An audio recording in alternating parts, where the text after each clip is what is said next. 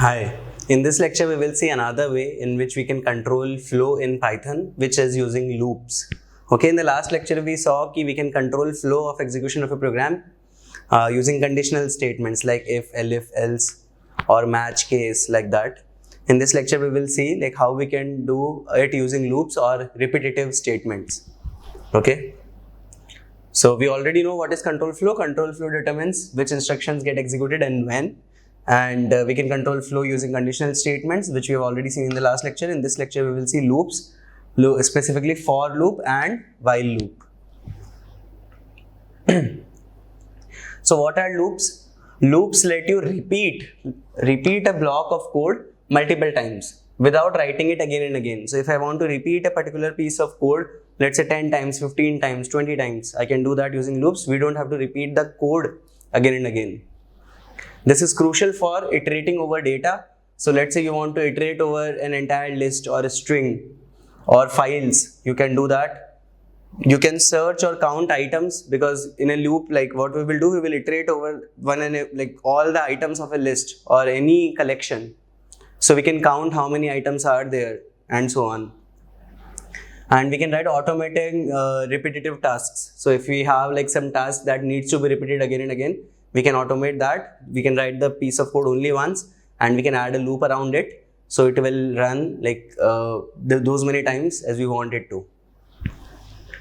So there are two types of loops in Python. First is while loop and then we have for loop. What while loop does? While loop executes a block of code as long as a condition is true. So we will write a condition like we wrote it in if condition, right? So when we wrote conditional statements, there we had if and a condition. Similarly, in while also we will have a condition. So while that particular condition is true, that particular block of code will keep on running again and again. Okay. So while a condition is true, this will execute the block. And then next type of loop is for. For iterates over a sequence or an iterable. So we will, in this lecture, we will see what an iterable means. And basically for is different from while. In for we don't have a condition. In for we give it a iterable, and when the iterable ends or it finishes, it stops. So let us say a list is an iterable. So if a list contains 4 items, 1, 2, 3, 4. So it will, so for loop will iterate over 1, 2, 3, 4 and then stop. Okay. So we will see that. So while and for are different. Let's look at them one by one. First is the while loop. So here is the syntax of while loop. Again, as I said before, in while loop we have a condition. And till the condition is true, the block of code will keep on running. And when the condition becomes false, you will come out of the loop. So this is the syntax, very simple syntax, while and then conditions, just like if. In if also the same syntax was there, if, condition and then colon and then the block of code which is intended. Same happens with while. Here we have while, condition, colon, and then after colon always compiler expects an intentation. So you will have intended block and you can write as many lines as you want. All these lines will belong to this while loop. So while this particular condition is true, it will always try to evaluate the condition. If it comes out to be true, it will execute it. Again, it will check the condition. So essentially what we do is, inside the loop somewhere we will try to change the variables involved in the condition. Right? So like we will see it in example, like what is happening. So here we have an example of while loop. Here x is equal to 1 and we wrote a while loop. So let us try to see what is written here. The value of x is given to be 1. Then we have a while loop. While x less than equal to 5. We have print x and x plus equal to 1.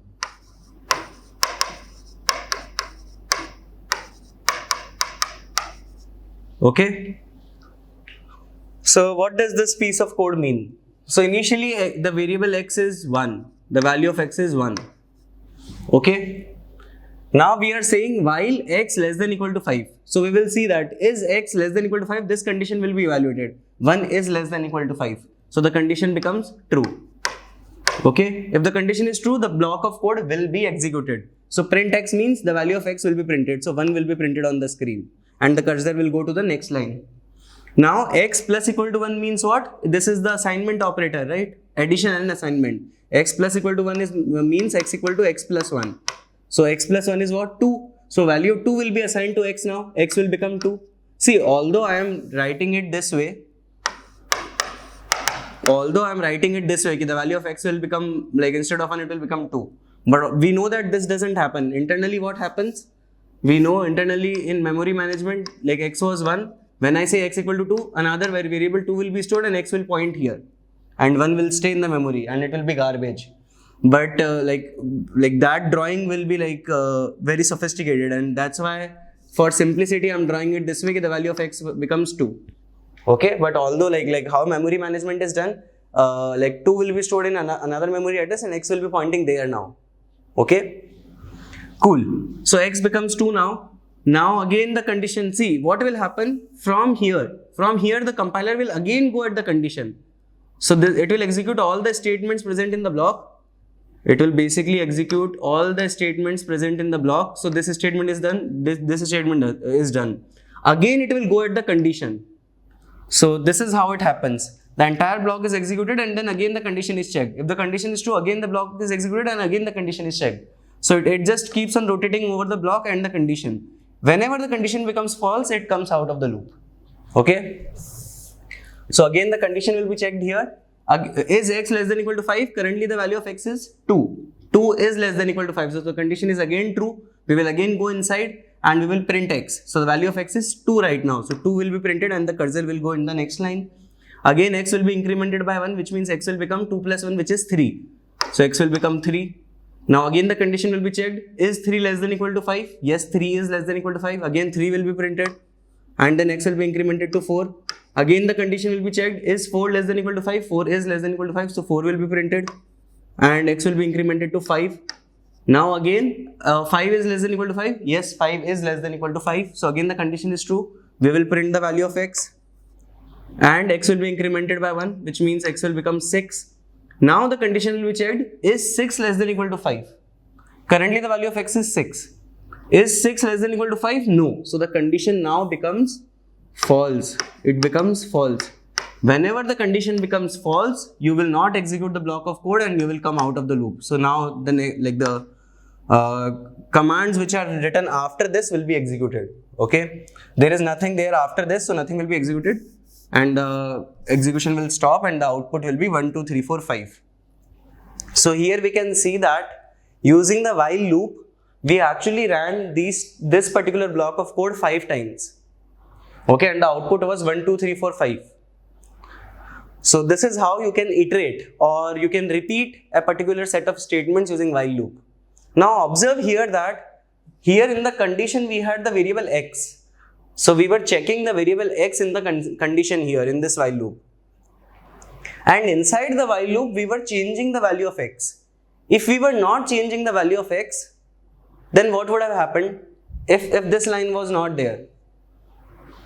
If we would have not changing the value of x inside the while loop, then the condition would have been true always. Right, think about it.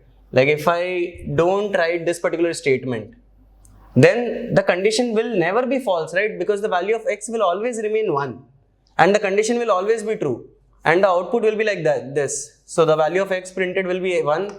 Then again the condition is checked. 1 is less than equal to 5. Yes. So again you will print 1, 1, 1, 1, 1. It will never end. So it is very important in a while loop. So whatever variable you are writing condition on, that particular variable value should change inside the loop itself. Because if you are not changing it, essentially what you are trying to do is either the condition will fail initially, and if the condition is not failing initially, if the condition is true, the condition will never fail. It will remain true always. And hence it will never stop. Basically the while loop will never stop. And this is called an infinite loop. It will never stop. And ultimately the program will crash because of memory constraints. The program will crash because you are essentially printing one infinite times. You are never stopping. And that is a problem with while loop. You have to be very careful because the condition, whatever condition you are writing, at certain point in time, it must always fail. Otherwise, your program will never stop. And to achieve that, generally what we do is, whatever variables we are involving inside the condition, we try to change them inside the loop. Okay, so here we were changing the value of x and hence the program ultimately stopped. Okay, so always remember this fact, avoid infinite loops in whenever you're writing while loops in Python. Okay. So this is the slide telling us that you have to be careful. Infinite loops occur if the condition never becomes false. For example, like here we have given this piece of code. While true, print, this will print forever. So what will happen here? Here in the condition itself we have written true. True means true, right? We have written the Boolean value true, which means this condition will never fail. Think about it. While true means true only. You will go inside, you will print this. Again you will check, it is true only. So again it will print and again it will check. It will keep on checking and it will remain true always. So the inside the while your condition will be true and you will not get an error. Think about it, like why will the compiler give you an error? Compiler will do its job. It will go inside the while, check the condition and then execute the code. Again check the condition, execute the code. Because how will the compiler know when you want to stop? You might want to run the condition or the while loop 1 million times. It will keep on running and this will never become false. So basically this piece of code will never stop. You will always see this will print forever, infinitely times. And ultimately the program will crash, it will stop. Okay, so this is an example of infinite loop, a loop which never stops. Similarly, here is another example. Here I is 1 and we have written while I greater than 0. The value of I was 1 and we have written while I greater than 0. So 1 is greater than 0, right? So the condition is true. The condition is true, 1 is greater than 0. Here we have said print I, so value 1 will be printed. Then we actually forgot to decrement I. We forgot to decrement I. So this is just a comment. We actually just have written this piece of code. We forgot to change the value of I. What will happen? Again it will check. Again the value of I is 1. 1 is greater than 0. So the condition will never fail. Always you will keep on printing 1, 1, 1, 1, 1. Right? And this is also an example of infinite loop. So always be mindful. You have to change the variables involved. And you have to change in that way such that the condition fails ultimately. Okay, so this is how while loops work in Python. Okay, now let's look at iterables in Python. So the for loop actually runs on iterables. So before seeing the for loop, we need to know what iterables in Python mean. So what are iterables? An iterable in Python is any object that can return its elements one at a time, one by one, essentially. Okay. So it will iterable is anything that can return its item one by one. So for example, consider it like string is what? Like essentially every collection is an iterable. Because in a collection you have like group of items and then you can return those elements one by one from that group in any collection. So a string is an iterable. Because what is a string? A string is a sequence of characters. So you can return these characters one by one inside a string. So a string becomes an iterable. Similarly, list is an iterable because list is a collection of any type of items. So you can return those items one by one. Okay, one at a time. So an iterable in Python is an object that can return its elements one at a time. And they can be looped over in a for loop. So you can loop over them. Loop over them means accessing the elements one by one. Okay. So inside a for loop you can use them and they can be passed to functions like list, tuple, set, sum, etc. So this we will see later how to pass an iterable in these functions. These functions we will see in coming lectures like what is list, tuple, set. Okay, when we discuss them one by one we will see that. So for now this is important for us. Any iterable you can loop over those iterables using a for loop. With an example it will become very clear. So let us see. Firstly, what are the examples of iterables? A string is an iterable. For example, let's say there is a string containing the words GATE, gate. Then you can iterate over these elements GATE one by one.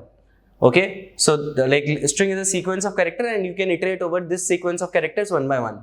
Similarly, let's say there is a list containing items 1, 2, 3. Then list is what? A sequence of elements and you can iterate over these elements one by one.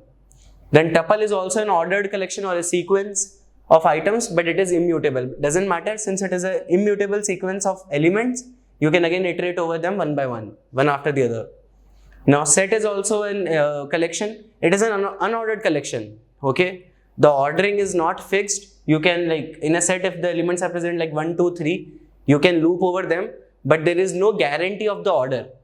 See, in ordered collections, this is ordered, this is ordered, this is ordered. the ordering or the while you're looping, the order is guaranteed. Firstly you will see G, then A, then T, then E. Here also you will see 1, then 2, then 3. Here also you will see 1, then 2, then 3. But in a set, since set is an unordered collection, there is no ordering. And hence when you're looping over the items, you will get all the items one by one, but the order is not fixed. You can get 2 and then 1 and then 3. You can also get 3, then 1, then 2. You will get all the items one by one, but the ordering is not fixed. But still it is called an iterable because you can get the items one by one. Okay, so in an unordered collection also you can do that. Similarly, dictionary is also like key value pair. It is also not ordered, but yeah, it is a key value pair and there is a fixed number of elements in a dictionary. So you can iterate over them. You can first check this key value pair, then this key value pair and so on. Okay. Then there is a beautiful function in Python called the range function. Like how range function works, we will see in this lecture later. How it works, how is range function an iterable, how to iterate over range function, we will see all that. Then a file object. In file handling, we will see this. Like when we open a file, we can iterate over all the elements in a file. Elements in a file means lines. You can read a file line by line and you can iterate over all these lines one by one. Okay, so when we see file handling lecture, we will see this line by line, we can read a file as well. Okay, so all of these are iterables in Python. Now let us look at the syntax of for loop. So very simple for syntax. For variable in iterable, that's all. You need to pass two things, a variable and an iterable. So you write like this, for variable in an iterable. So these two things you have to pass. First is a variable and second is an iterable. So what will happen? This variable will automatically take all the values inside this iterable. While this loop runs, this variable will automatically take all the values inside this iterable. And here you can write the block of code intended. Again, whenever you have a colon at the end, you can write a block of code. Here you can write some block of code, but that has to be intended. There has to be some space added, equal number of spaces. So this entire block of code belongs to this for loop. And firstly, the variable will take the first element in the iterable, then this piece of code will run, then the variable will take the second value in the iterable, then this piece of code will run, and then the variable will take the third value in the iterable, and then this piece of code will run, and so on until this iterable is finished, until all the elements of the iterable are taken up by this variable. Okay, this is how it will work. For example, like let's say you write for char in gate. So gate is a string. String is what? A sequence of characters. So it contains 4 characters, G, A, T, E, 4 characters. So this variable char will take 4 values. In the first iteration, it will take the value G, capital G. In the second iteration, this variable char will take the value capital A, then capital T, then capital E, and then it will stop. So what will happen here? When you run this piece of code, here we are saying for char. So the variable name is char and the iterable is string gate. So this is our iterable sequence of characters and this is our variable. And in the for loop we have written print char. There is only one line and that is print char. So what will happen? Firstly, like since this is an iterable, it will take sequence of values. Firstly, it will take G, then A, then T, then E. Why? Because it is an ordered collection. String is an ordered collection. It has an order. List is also an ordered collection. Tuple is also an ordered collection. If you write a set here, then you cannot guarantee the order. Then they can come in any order.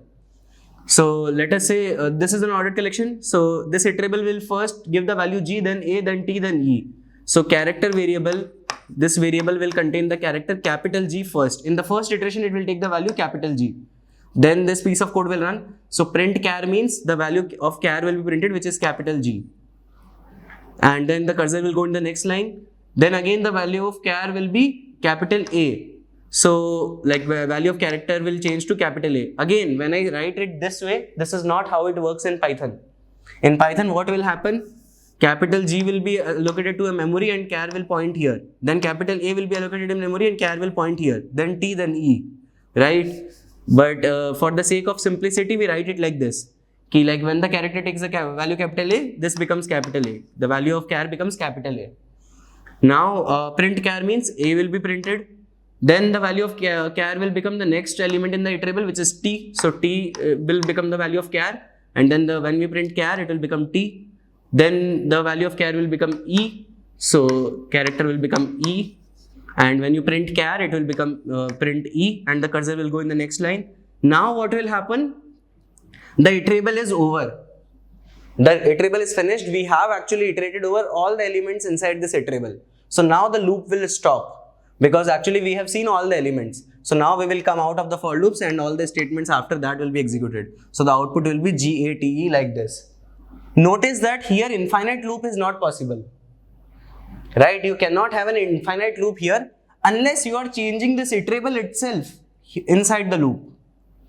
In for loop also you can have an infinite loop, but that can only happen if you are changing the iterable itself inside the loop. But if you are not changing the iterable, generally we don't change the iterable inside the loop. In while loop we had a condition. So whatever the condition, whatever variable the condition had, we have to change it. If we don't change it, the condition will always remain true and we will never come out. But for loop works differently. For loop works on iterables. And when the iterable is over, automatically you will come out. So generally speaking, inside a for loop, you will never have an infinite loop unless you are changing the iterable itself inside the loop. Right now we are not changing the iterable. Iterable is a fixed constant, right? So it will not go in an infinite loop. Okay. So the output of this piece of code is GATE like this. So this is how for loops work. Now let us look at the range function in Python. I told you that range function is also an iterable in Python. So how the range function works? The range function is used to generate a sequence of numbers. If you want to generate a sequence of numbers, let's say I want to run a loop 10 times. I want to run a loop 10 times. Then essentially in the while loop I can do that. So inside a while loop, how can I write it? Let's say I said I is equal to 1. Then I can write while I is less than or equal to 10. And then I can execute some piece of statements, and at the end I can do I plus equal to 1. So what will happen here? Firstly, value of I will be 1. So this piece of code will run, and then value of I will become 2. Then this piece of code will run. Then the value of I will become 3. Then this piece of code will run, and so on. Basically it will run 10 times because 10 is less than equal to 10. So this piece of code will run for the values of I as 1, 2, 3 and up to 10. So using while loop, I can run a piece of code 10 times like this. But inside a for loop, how do I do it? Either I write it this way, for I in, and I write a list here, 1, 2, 3 and so on up till 10. Okay? You cannot write dot dot dot like this, you have to write like this.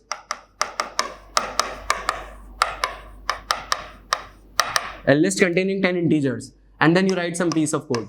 So here this particular piece of code will run 10 times because I will take the value 1, 2, 3, 4, 5, 6, 7, 8, 9, 10 like that. Right? But there is a better way, because what if you want to run a piece of code 100 times, 1000 times? You cannot write a list like that, right? So there is a better way of doing this. You can use the range function for that. Range function will automatically give you a sort of list like this, 1, 2, 3, a sequence of numbers ending somewhere. Okay, so let us look how range function works. There are 3 ways of using range function in Python. First is range stop. You just pass one variable, that is when you want to stop. Second is range start comma stop. Here we are saying where you have to start and where you have to stop. So it will iterate over all the elements from start till stop. And third is range start, stop and step size. So let us see what happens in each 3 of them. First is what do these parameters mean? Start, stop and step. So the parameter start means starting number of the sequence. Starting number of the sequence. By default, if you are not passing the start value, then by default the value of start will be 0. It will start at 0. Python is 0 index language, so everything starts with 0. So by default, if you are not passing any value of start, it will start from the number 0. Okay. Then stop means end of the sequence. Okay. Where do you want to stop? Where do you want to stop? And notice that it is exclusive. Exclusive means that particular number will not be added. We will stop just before that. That particular number will not be added in the range. Okay. And third is range start comma stop comma step. So step means difference between each number. Difference between each number, how much step size you want to take. Okay, with an example it will become more clear. So step is basically saying that how many jumps you want to make before going to the next number. Okay, by default the value is 1. By default you take step size as 1. So in these two functions, since we are not passing the step, by default the step will be taken as 1. You will take 1 increments like that. But if you want to change the step size, you can do that. So with examples it will become clear. Like, let's see some examples. First is we are just using range stop function. Okay, we are not giving the start or step size. So here we have said range 5. So what does range 5 mean? Range 5 is an iterable. Range function gives you an iterable, and the values taken by this iterable are, since you have not given the value of start, if you have just given one parameter, that parameter has to be stop, because there are only 3 ways in which we can run it: range stop, range start stop, and range start stop step. So if you are passing only one parameter, that will be taken as stop. If you are passing 2 parameters, first will be taken as start, second will be taken as stop. If you are passing 3 parameters, start, stop and step, then first will be taken as start, second stop and then third step. Okay. So here we were passing only one parameter, so this becomes stop.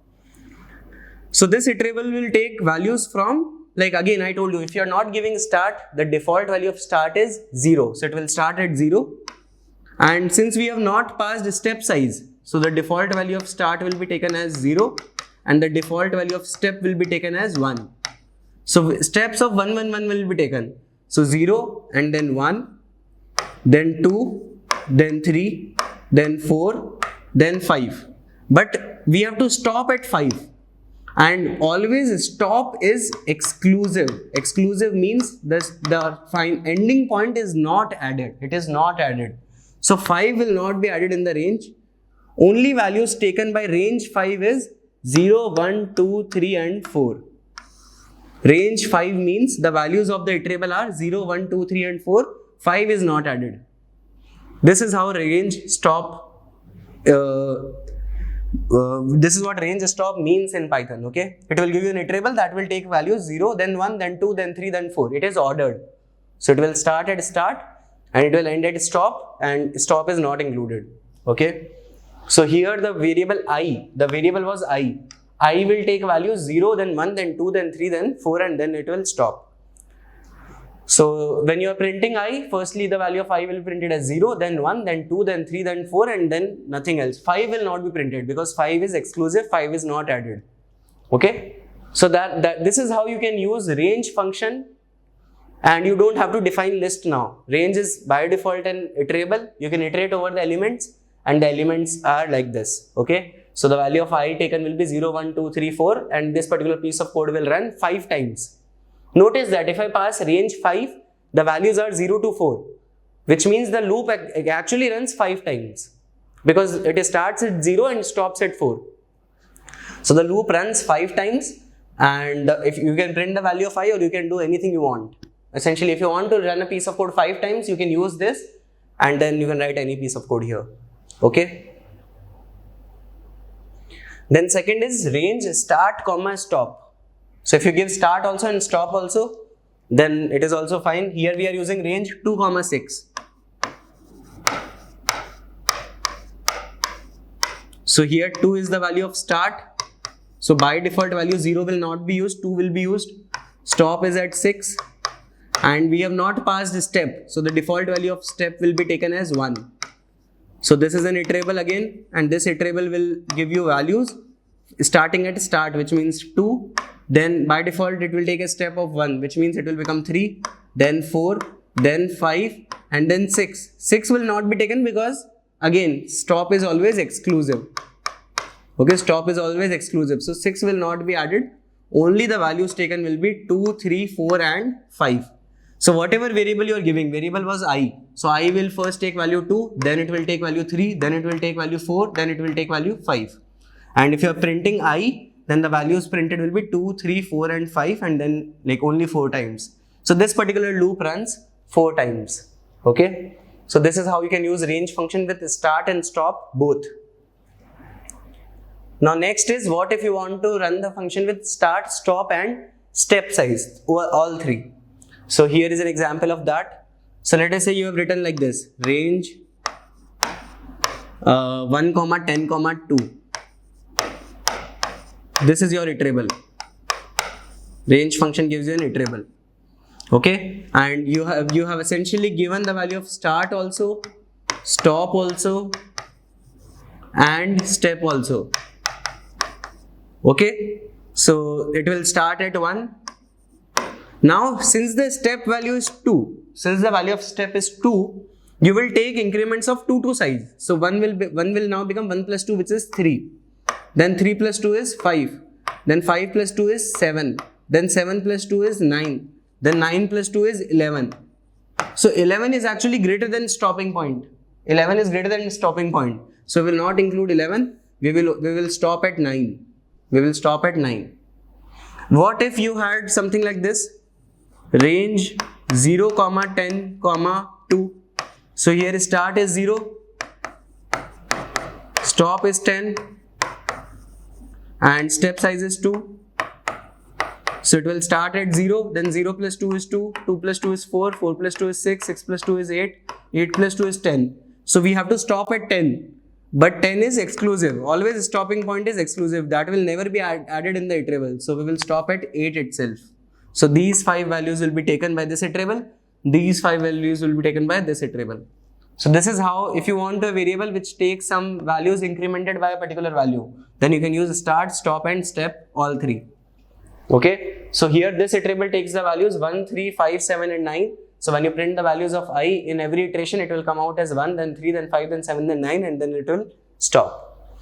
So this is how you can use the range function inside a for loop in Python. You can use the range function itself as an iterable. So you can use a string list as an iterable, or you can use the range function also as an iterable in Python. Okay. Then you can actually have negative step as well. You are allowed to have negative step size in Python, which means that what if you want an iterable that goes in reverse order? Right now the iterables are going in the forward order, like 1, 2, 3, 4, 5, 6 like that. But what if I want 6, 5, 4, 3, 2, 1 like that?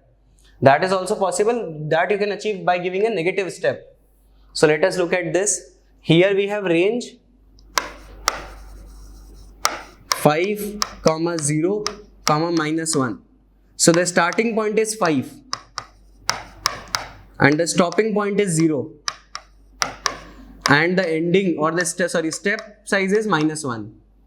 So this is entire thing is an iterable, and this iterable will take values. It will start at 5. So 5 will be taken. 5 is always, so start is always inclusive. Start is always inclusive. We start at this particular point and that is always included. But stopping point is exclusive. Always remember that. Stopping point is exclusive, starting point is inclusive. That is taken. So 5 will be added. Then you will have a step size of -1. It means it will be decremented by 1. 5 will become 4. Then 4 minus 1 will become 3. Then 3 minus 1 will become 2. Then 2 minus 1 will become 1. Then 1 minus 1 will become 0. Now we stop at 0. And stopping point is always exclusive. That is never included. So 0 will not be included. This particular iterable will take values 5, 4, 3, 2 and 1. It will not take the value 0 because stopping point is not included. So the values taken are 5, 4, 3, 2 and 1. So when you print the values of I, it will be 5, 4, 3, 2, 1 and then it will stop. So that is how you can have a decrementing loop. This is a decrementing loop. Why? Because its value is decreasing. The variable value is decreasing. Okay, and all the loops which we saw before were incrementing loop. The value of variable were increasing. This is how you can beautifully use the range function inside a loop and run a particular piece of code many times in Python. Okay. Okay, so now let's look at loop control statements. So what are loop control statements? They give you additional functionality to have some more control inside a loop. So what if I want to break a particular loop at certain point in time? I don't want to continue any further. If a particular condition exists, I just want to come out of the loop.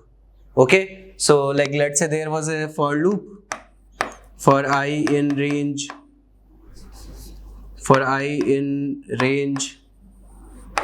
100. I had some lines and but at a particular point in time I don't want to continue anymore, and then immediately I have to come out of the loop. Then you can do that. Or for particular values of I don't want to run it at all, and just I want to keep on running. So to have a spatialized control inside a loop, we can use these statements. There are 3 keywords for that. To have more control inside a loop, the keywords are break, continue and pass. So Python supports these keywords to control flow inside loops. First is break. What does break do? Break exits the loop immediately. Okay, no matter where you are at inside a for loop or a while loop, whenever you see a break statement, whenever you see this keyword break, you will immediately come out of that loop, whether it be a for loop or a while loop.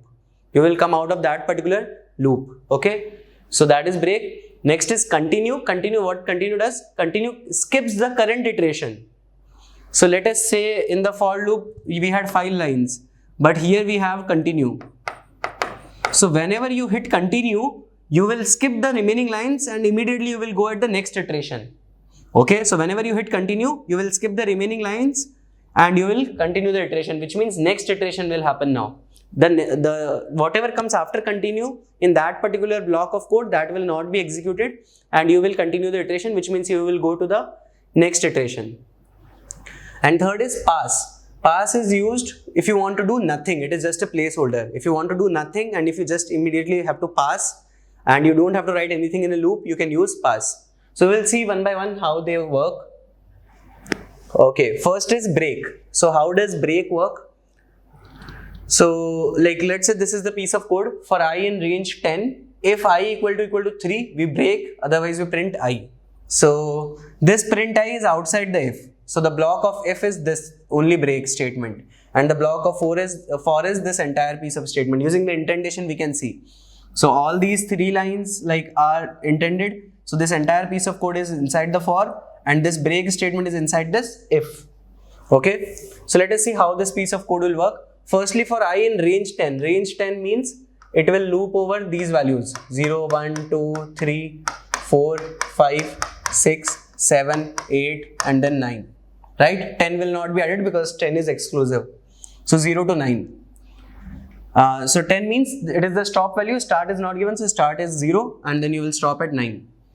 Now I will take firstly the value 0. Firstly I will take the value 0 and then you will go inside. Now if I equal to 3, is I equal to 3? 0 is not equal to 3. This condition is false. So this particular piece of code will not be executed. Immediately you will come here and you will print the value of I. So 0 will be printed. 0 will be printed. Then again next I will take the value 1. When I is 1, again I is equal to 3 will be checked. I is not equal to 3. So this condition is false. So this particular piece of code will not be executed and you will print the value of I, which is 1. So 1 will be printed on the screen. Now next value of I will become 2. So when value of I is 2, again I will be checked with 3. 2 is not equal to 3. So the condition is false. You will not run this piece of code. You will come outside and you will run print I. I is what? 2. So 2 will be printed. Then the value of I will become 3. When value of I becomes 3, 3 is actually equal to 3 and hence this condition becomes true. When this condition is true, you will run the block inside the if. So this particular block of code will be executed, and when this particular block of code will be executed, you have a break statement. And what does break mean? Break means immediately come out of the loop, that's all. Immediately you have to come out of the loop. So you will not run anything further, everything will be stopped, entire iteration, iterable, nothing matters now. You will come out of the current loop. Current loop for this break is what? This for loop. The closest loop. The closest loop for this break is this for. So you will come out of this for loop and you will run anything after that. So there is nothing after that, so nothing will be done. 0, 1, 2 will be the output and 3 will not be printed. Because you hit the break statement, you will not run it and you will come out of the loop. So 3 will not be printed, only 0, 1 and 2 will be printed and that's all. Okay, and even the iteration will not work completely. You will stop here. You will not actually run all these values. Like the iteration will not completely finish. It will only stop at 3 and you are actually breaking out. Okay. So this is how the break statement works. Now there is a beautiful statement, like actually we already know what else keyword does. Generally we use else after if or after if and elif, right? If nothing is true above, we can use else. We can else code will run. But actually in Python you can use else with a for loop also. After a for you can write an else. And what does that mean? So you can use else with loops. In Python, else can be attached to loops. It executes only if the loop completed normally without a break. Else, if you use an else with a for loop, that particular else block will run only if there was not a break in a for loop. Or basically you did not break inside the for loop. If you or basically the for loop actually executed completely without any breaks. Okay. So let us see this piece of code. Here we have for I in range 3, print I, else print loop completed. So here what will happen? Like the range 3 will take values 0, 1 and 2. 3 will not be added. So I will firstly take value 0 and then 0 will be printed and the cursor will go in the next line. Then I will take value 1, then 1 will be printed and the cursor will go in the next line. Then I will take the value 2, then again 2 will be printed and the cursor will go in the next line.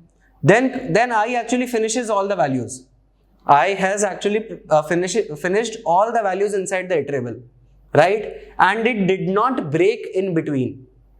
It did not break in between. What does it mean? If the loop finishes normally and it did not break, then the else code which is written after for will be executed. So if you write an else after a for, then this particular else will be executed if you do not break inside the for loop. So this particular else block will be executed. You will have print loop completed also. So loop completed will also be printed and the cursor will go in the next line. So Python mein else can be attached to loops. It executes only if the loop completes normally and it did not break in between. Let us take another example. So this is another example for I in range 3. If I equal to 1, break, print I, else, print loop completed. So here range 3 means what? It has to take values 0, 1 and 2. Firstly, I will take a value 0. Now is 0 equal to 1? 0 is not equal to 1. So the condition fails. This break will not be executed. And print I means 0 will be printed on the output. 0 will be printed. And the cursor will go in the next line. Then I will take the value 1. I takes the value 1. Now is I equal to 1? 1 is equal to 1 and the condition becomes true. This condition now becomes true. If the condition is true, the code inside it will be executed, which means we have to break. What will break do? It will break the current loop. Current loop is this for loop. So you will come out of the for loop. You will immediately come here. Right? Nothing else will be done. Immediately after the break, you will come here and execute this. Right? So output will be 0 only. The value of I will remain 1 only. And you will come out of the break. And here we have else. So if you have an else with a for, that particular else block only executes if the for loop completed completely, normally, without a break. But right now we had a break. If you have executed a break as the last statement in the current loop. If you have executed break as the last statement in the previous loop, else will not be executed. This else will not be executed. And hence loop completed will not be printed. Only 0 will be printed in the output. Output will be 0. So you see the difference. In the previous code there was no break and hence else executed. Here we had a break and hence else did not execute. Okay, this is how you can use else with a loop in Python. Similarly, you can use an else with a while loop also. Same thing will happen. Okay. Cool. Next keyword is continue. Continue is also a keyword in Python, just like break. What does continue do? It will continue to the next iteration. Nothing after continue gets executed and it immediately goes to the next iteration. Break comes out of the loop completely. Continue does not come out of the loop. It continues the loop but with the next iteration. So here what will happen for I in range 5, which means it has to take the values 0, 1, 2, 3, 4. Right? These are the values this particular iterable will take. So firstly I will take the value 0. Now if I equal to 2 or I equal to 4. So is 0 equal to 2? No. So this is false. Now is 0 equal to 4? No. So both are false. False or false? False is false. So this particular condition is false. 0 is not equal to 2 and 0 is not equal to 4. So this entire condition is false. So this particular piece of code will not be executed. Now you will come out and you will print 0. So 0 will be printed on the screen. Now next, the iterable will take the value 1. I will take the value 1. So right now we will check, is I equal to 2 or I equal to 4? 1 is not equal to 2 and 1 is not equal to 4. So both are false. So immediately, like the condition is still false. This particular piece of code will not be executed and you will print I. The value of I is 1. So 1 will be printed on the screen. Now I will take the value 2. When I takes the value 2, this particular condition becomes true. I is actually equal to 2. So this particular condition becomes true. If this is true, short circuiting will happen. This will not be checked. So the entire expression will become true. True or false is true only. So if true means condition is correct. Condition is correct means we will go inside and execute the if block. And when we want to execute the if block, we have a continue here. Continue means what? The next particular set of lines inside the for block will not be executed. Immediately you will go to the next iteration. Next particular set of lines will not be executed. Immediately you will go to the next iteration. So I will become 3 now. I will become 3 now. Now when I becomes 3, again 3 is not equal to 2. 3 is not equal to 2 and 3 is not equal to 4 also. So the entire expression becomes false. Continue will not be executed. Print I means 3 will be printed on the screen. Now I will become 4. Now 4 is equal to 2, false, but 4 is equal to 4. So this is true. False or true is true. So the entire expression is true and hence you will go inside and execute the continue statement. When you execute the continue statement, the further coming steps inside the for loop will not be executed. Immediately you will go to the next iteration. Next iteration is nothing. I cannot take any further values. So the iterations are fully done. We are done with it. 4 value is not printed and we will come out of the for loop and nothing is there. So the output will be 0, 1 and 3. If you observe here, we have skipped 2 and 4 because 2 and 4 were inside the if condition and immediately after continue did not execute. So printing of 2 and 4 did not happen. If this print statement had been above, then you would have printed all the values. But since print statement is after continue, we have actually skipped printing 2 and 4 and only 0, 1 and 3 are printed on the screen. Okay, so this is how you can use continue statement inside a loop or inside a for loop. Okay, next is the keyword pass. Pass means do nothing. As I told you before, you cannot have empty loops or empty conditions in Python. Whenever you are writing if condition or if like condition, whenever you have a colon, you must have at least one line intended. At least one line you have to write. But what if I don't want to do anything? I actually don't want to do anything. I want to write an empty if condition, or I want to write an empty for loop. But whenever you are writing a for or an if, whenever you are having a colon, you have to write at least one line. But what if you don't want to actually write anything? You don't have anything to do in that case. There you can add the keyword pass. Pass keyword means it is an empty block. It is an empty block. Whenever you hit pass, it means that you are not doing anything. Pass means doing nothing. The craziest keyword of all time, right? It does nothing. It's the laziest keyword. So let us see this example. Here we are having for I in range 5. So we want to actually I has to take values 0, 1, 2, 3 and 4. Okay. So like firstly I will take the value 0. Then you will go inside, you will check is 0 equal to 2 or 0 equal to 4? No, 0 is not equal to 2 or 0 is not equal to 4. So both are false. The condition is false. This particular line of code will not be executed. Else will be executed because else gets executed if does not get executed. Nothing above it got executed, so else will be executed and you will print processing 0. Processing 0 will be printed. Now I will become 1. Similarly, 1 is not equal to 2 and 1 is not equal to 4. So this condition is false. Pass will not happen. Else will happen and processing 1 will be printed. Now next is I is 2. When I is 2, this condition becomes true, which means the entire condition becomes true. You will go inside and you will do what? Pass. Pass means do nothing. You will do nothing, you will come out, and right now it is not continue. You will not go to the next iteration. Again you will run all the code below it. After pass, still you will run all the code below it.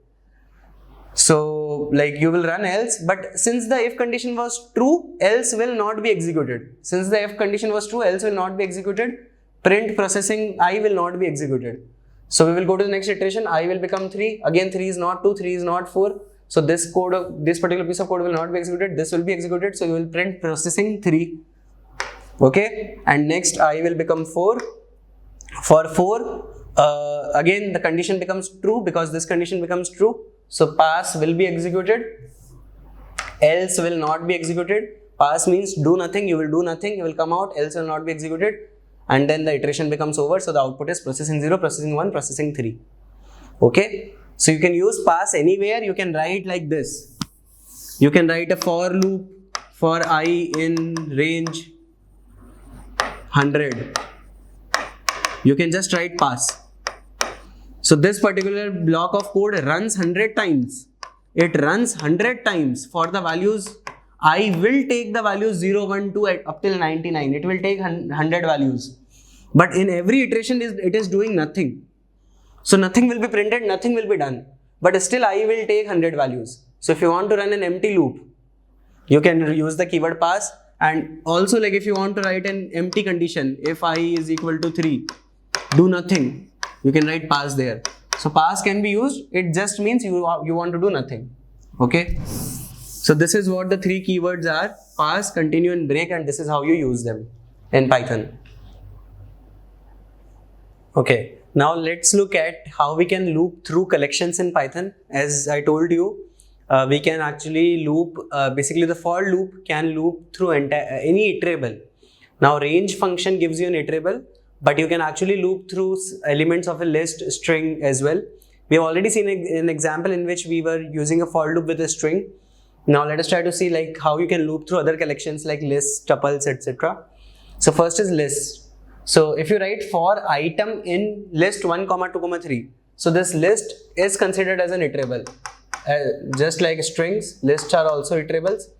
And lists are ordered collection. So order is guaranteed. You will get the elements as 1, then 2, and then 3. So the item variable will take first the value 1, then 2, then 3. So initially, like firstly the item will take the value 1, and when you print item, you will get 1.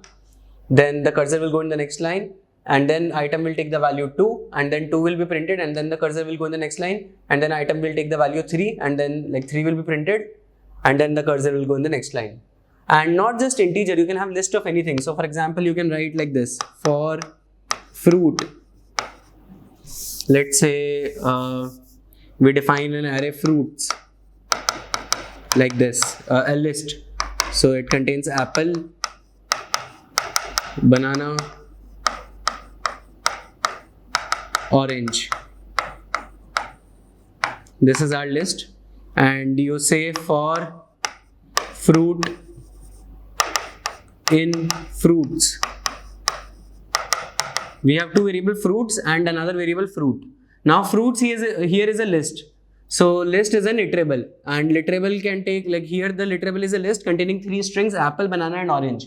So the variable fruit will take 3 values: apple, and then banana, and then orange. So this variable is now taking strings because there were strings in the list. Now if you say print fruit, then what will be printed? Firstly apple will be printed, then fruit will take the variable banana, banana will be printed, and then it will take the value orange, orange will be printed, like that. And now these strings are themselves iterable, so I can write one more loop inside that like this. So I can say for character C in fruit. Let's say I ran this piece of code, print C and equal to space. Let's say this is the space character, and then after this for loop I said print nothing. Now what will be the output of this piece of code? Let's try to see. So firstly the fruit here will take the variable, like it will take the string apple, because fruits is a list which is an iterable. So fruit variable will first take the string apple. So inside this loop you will run as like with the variable fruit having the value apple.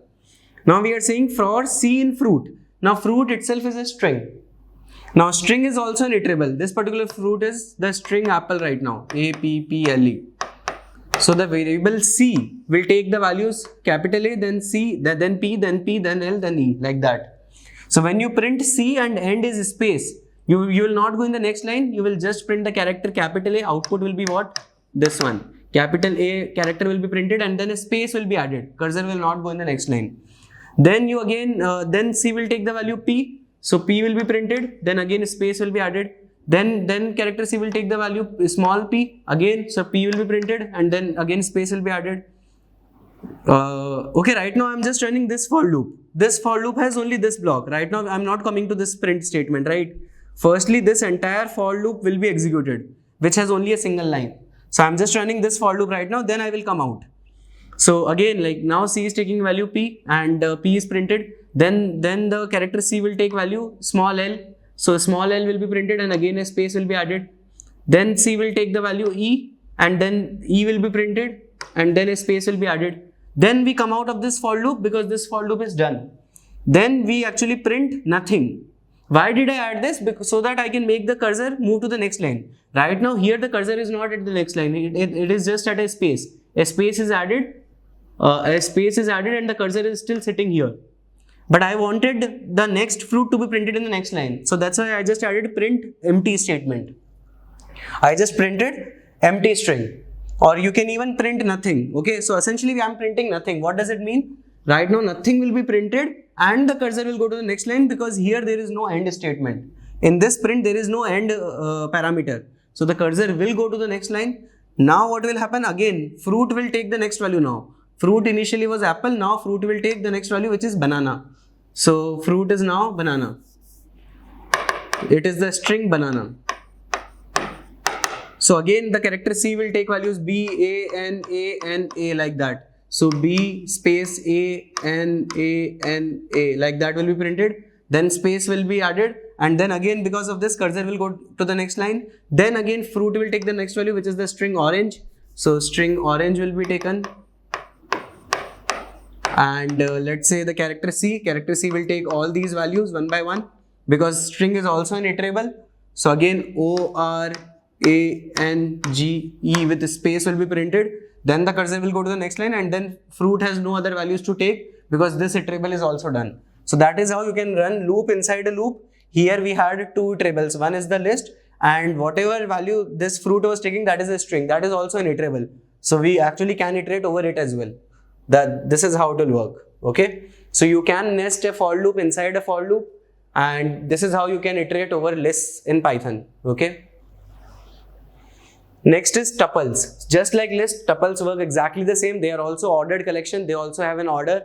The only difference is they are not mutable. They are immutable. Lists are mutable. That difference we will see later. But right now the output they work exactly like lists. So you can say for item in the tuple 4, 5, 6. Then item will take firstly the value 4, then 5, then 6. When you print item, 4 will be printed, then 5, then 6. Okay, so it is exactly same as list and similar output you can expect. Next we have dictionaries. Now dictionaries have two things, key, value, key, value, key, value, right? They are mappings. You actually map a key to a value. So you can define a dictionary D like this. So the string A is mapped to the value 1. Then string B is mapped to the value 2, like that. So this particular example, if you don't understand right now, you can skip it because we will see this again in detail in the dictionary lecture. How dictionaries are created and how you can iterate over them and so on. But this is just to give you a demo like how actually you can loop over dictionaries. Because dictionaries are not normal, right? They have two things, key, value. So to iterate over a dictionary, you have to iterate over key also and value also.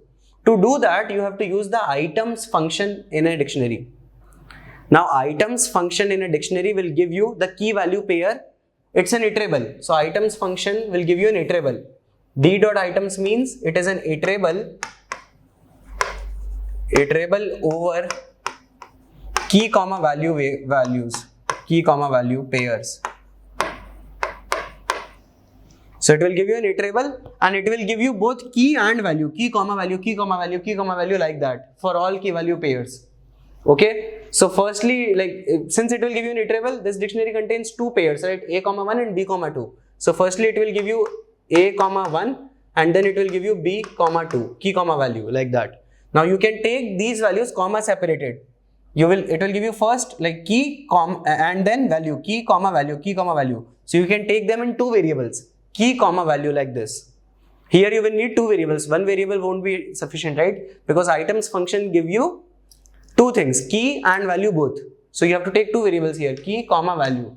So the key will be storing the key and value will be storing the value. So in the first iteration, key will take the string A and value will take the integer 1. In the second iteration, key will take the string B and value will take the integer 2. Again, if you don't understand it right now, you will understand it better in the dictionaries lecture. Okay. So when you print key, comma, value, firstly A space 1 will be printed and then B space 2. Essentially, key is taking the keys and value is taking the values in the dictionary. Okay. So this is how you can loop over dictionaries in Python. Now there is a beautiful function in Python that is called enumerate function. Very powerful, very important. So right now what happened, when you iterate over a list or a string, the variable only takes the values present inside a list or the string, right? For example, if I write like this, for x in the list 1, comma, let's say I take any list, let's say 34, comma 123, comma 27, comma 5, like this. And if I print x, I will only get the values of x. X takes the values 34, then 123, then 27, and then 5. But what if I want the index as well? In some particular use cases, I want the index as well. What do I mean by index? I know that in a list there is an index. This is index 0, this is index 1, this is index 2, and this is index 3. So I want the index also and the value also. There might be a use case like that, right? So how do I do that? Let us say this is a list, this is stored in a list named anything, or you can write like this. So actually you can just use the enumerate function to do that. Enumerate function is exactly like the items function in a dictionary. In items function you get a key, comma, value pair, and in enumerate function you will get an iterable that will also give you an iterable, but it will give you the index, comma, value, like that. So if I write like this, for index, comma, x in enumerate, now I just did not use the list directly, I actually used enumerate, and you can use the list here. You can actually pass the list here only, but I don't have space, so I'm writing it here. Let us say the list contains the values, again the same values, whatever it was, 36, 123, 27, and then 5. Okay. Then what I did, I just passed the list inside the enumerate function, and enumerate function will give me pairs. Pair of what? Pair of index, comma, value. So essentially it will give you an iterable. This will also give you an iterable. But that iterable will give you a pair of, firstly the indexes are what? 0, 1, 2 and 3. So it will give you firstly 0, 36, then 1, 123, then 2, 27, and then 3, 5. This is the iterable. It will give you pair. Just like in the dictionary, the items function give you a pair of key, comma, value. Here also you will get a pair of index and the value. So that in the loop now you will have the index also and the value also. In certain use cases we will need this. Okay, we will see it later. So right now the index will take the value 0 and x will take 36. So you can actually print like index also and the value also. So you will get the output like 0 and then 36. Then at 1 you have 123. At 2 you have 27. And at 3 you have 5. Okay, so you will get the index and the value both. So this is very powerful, and you can use the enumerate function if you need the indices. Similarly, you do it for strings also. You can say for index and the character in the string, like I will pass it in the enumerate function. In enumerate, let's say there is a string gate, and I am printing the index and the character C both. So here this enumerate function will give you pair, and the indices are 0, 1, 2, 3. So at 0 we have character G, at 1 we have character A, at 2 we have character T, and at 3 we have character E. So firstly, index will take the value 0 and character will take the value g. So 0 and g will be printed. Then 1 comma a will be printed, 1 and a. Then 2 and t will be printed. And then 3 and e will be printed. So you will get the indices also and the characters also. You can use it with any collection, okay? So you can just pass the collection inside the enumerate function and it will work, okay? So that is how you can use it. Like here the colors list contained 3 strings, red, green and blue. And I said for index comma val in enumerate colors. So now index will take the indices which means 0, 1 and 2 and val will take the values which is the string red, string green and string blue. So when you print index comma value, you will get 0 red, 1 green and 2 blue. This is how you can use the enumerate function in Python. Okay, now let's look at some common mistakes you need to avoid while writing loops in Python. So whenever you're writing for or while loop, these are the most common mistakes which people make, which you can avoid while writing the loops. So first is modifying list while iterating, very important. So if you're iterating over a collection, which means if you're iterating over a list or a string or anything, specifically if it is mutable, then be mindful then that you do not change the iterable inside the loop. For example, let's say you wrote a piece of code like this. Let's say you have a list A containing elements 1, 2 and you said for I in A. So basically you are iterating over all the elements in this list. So I will first take the value 1 and then it will take the value 2 because A is a list. And here inside you write A dot append 3, something like this.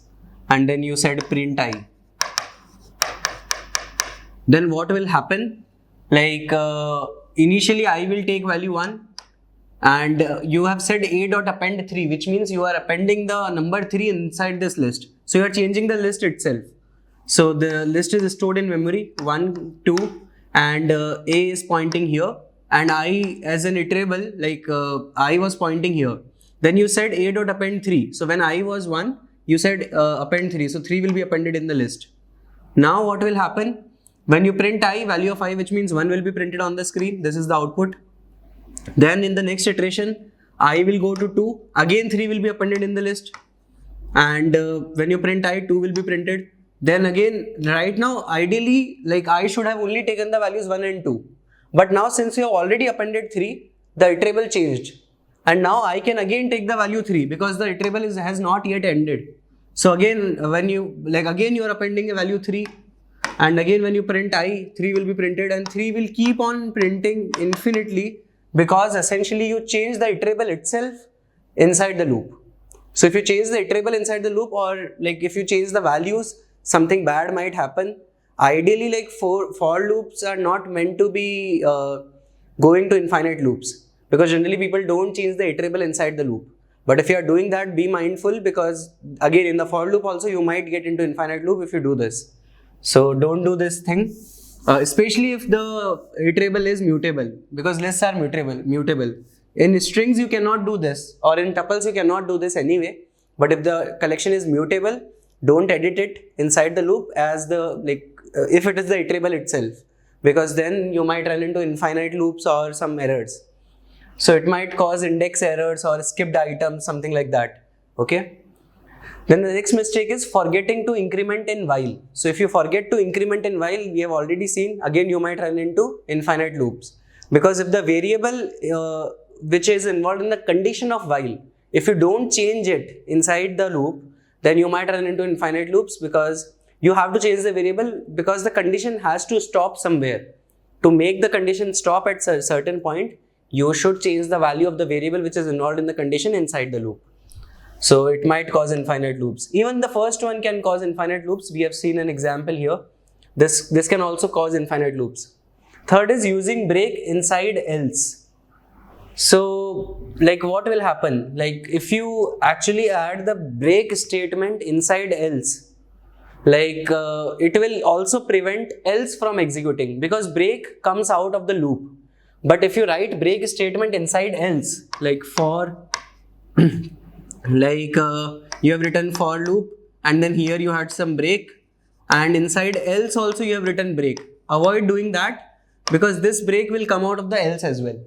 Okay, so break can break from the loop or from the else statement also. So be mindful, don't use break mindfully, only break when you need to break. Okay, so like using break, continue intelligently, and don't modify the iterables, and don't forget to increment or decrement the variable if it is in the while loop. Okay, these are some common mistakes. So this is the summary of all the loops in Python.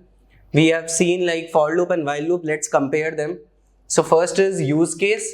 We will use for loop if we want finite iteration. If we already know that this is the iterable I want to work on, or if I already know that I have to run the loop 5 times or 10 times. If I know that finite quantity, we use for loops.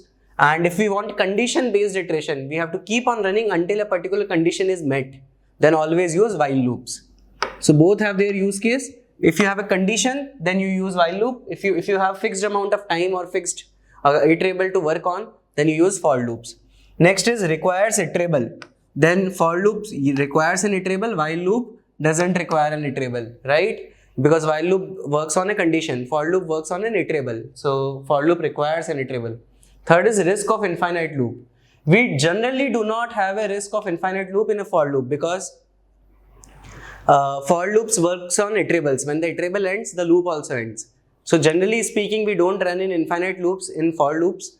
But again, if you're changing the iterable, then you can have infinite loops in a for loop as well. So be mindful of that. And generally speaking, while there is always a risk of infinite loop. If you forget to change the variable inside the body of while loop, you might run into infinite loop. So there are higher chances of getting an infinite loop in while. Next is supports break, continue, else. Both of them support everything, like both of them support break, continue and else statement. They work exactly the same in for loop and while loop. Okay, so this is the overall summary. Now let's look at some examples on loops in Python. This is the first example. Here we have I equal to 0, while I less than 3, print I plus equal to 1, else print done. So let's see what will happen here. Here value of variable I is 0 initially, and we will compare is 0 less than 3, 0 is less than 3. So we will go inside and we will print the value of I. Value of I is 0. So 0 will be printed. The cursor will go on the next line.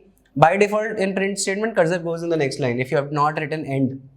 Right? Then I plus equal to 1 means I equal to I plus 1, which means I will be incremented by 1. So I will become 1 now. I plus 1 is 1, so I will become 1 now. Now again we will go, see, else is a different thing. Else is outside the while. Firstly, while loop will finish. Then again we will check the condition, is I less than 3, 1 is less than 3, so we will go inside, print I means I will be printed, which is 1. Then again I will be incremented by 1, so I will become 2. Now again condition will be checked, is 2 less than 3, 2 is less than 3, so print I means 2 will be printed. Then I will be incremented by 1, which means I will become 3. Now is 3 less than 3, 3 is not less than 3. So the condition fails here. When I becomes 3, the condition fails. So we will come out of the loop. And now else. So else executes if the previous loop was finished completely.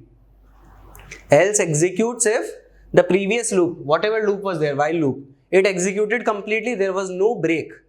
The last statement that we ran in the previous loop was not break. There was no break actually. So yes, else will execute. Else executes if the previous loop executes normally, completely without a break. So else will execute, and then print done will be executed. So done will be printed as well. So the output will be 0, 1, 2 and done. Okay, this is the output of this piece of code. 0, 1, 2 done. Okay. And they will be in new lines, okay, 0, 1, 2, because the end is not there, so they will be in new lines. This is the next example. Here we have count equal to 0 for I in range 3, for j in range 3, 0, minus 1, count plus equal to 1, if I equal to j, break, else count plus equal to 10, print count. So what will be the value of count after this entire thing? That's what we need to find. Okay, let us try to run it. So initially count is 0. So let's make count variable 0. Now for I in range 3, so I will take the values, range 3 means it will take the values 0, 1 and 2, because 3 is not included, okay. So I will firstly take value 0. Now inside this for loop, this entire body is of the for loop, and this entire body is of this for loop, and this else belongs to this for loop. Okay, remember, like, see the indentation. This else belongs to this for loop, this entire body belongs to this for loop, and this body belongs to this else, and this entire body belongs to this for loop. Okay, now for j in range 3 0 minus 1, so initially I is 0. Now j will take values, so here this is start, this is top, and this is step. So this particular range will take values what? It will start at 3 and step size is minus 1. So from 3 we will go to 2, then 1, and then 0. 0 will not be included because the stop is exclusive. So 0 will not be included. It will only take values 0, 1, 0, 2 and 1. Okay, oh sorry, 3, 2 and 1. So j has to take the values. Right now we are inside the loop only. Right now the value of I is 0 only. But now j will take values 3, 2 and 1. So initially let's say j takes the value 3. J takes the value 3. Now we will say count plus equal to 1. Count plus equal to 1 means count will be incremented by 1. Count equal to count plus 1. So count plus 1 is 1, so count will become 1 now. Now if I and j are equal, we will break. And always the break statement is for the nearest loop. So this break actually belongs to this for loop, because this is the nearest loop. It is not belonging to this for loop. Break and continue always belong to the nearest loop. Nearest loop is this one. Okay, so be mindful of this as well. Firstly, let's check. Are I and j equal? I and j are right now not equal. I and j are not equal. I is 0 and j is 3. They are not equal, so this break will not be executed. Again, we will go inside the loop. So this body of for loop ended. Again, now we will go to the next value of j. J will take the next value, which is 2. So again, here count will be incremented by 1. So count will become 2. And again, I and j will be compared. I and j are not equal. So again, break will not execute. Again, we will execute the body j. J will become 1. Again, count will be incremented by 1. So count will become 3 now. And again, I and j will be compared. I and j are not equal, so break won't happen. So when we come to else, did the previous loop executed completely without a break? Break actually never happened. If you observe, in the previous loop, we never braked out. We actually executed for all the values of j completely. We never braked out of the loop. Do you agree? The last statement that we executed in the previous loop, which was this loop, was not break. Because condition I equal to j was not true even here. So break statement never executed. We did not break out. The loop completed, like actually normally completed. Okay. So, and hence else will be executed. Count will be incremented by 10. Count equal to count plus 10. This is assignment operator with arithmetic, right? So count equal to count plus 10 means count is 3. So 3 plus 10 is 13. So count will now become 13. Got it? Now this particular for loop is ended. Again, now I will take the next value. Forget about this. Now I will take the next value. So I will become 1 now. Again, j will take the same values. So j has to take 3, 2 and 1. So j will take the value 3.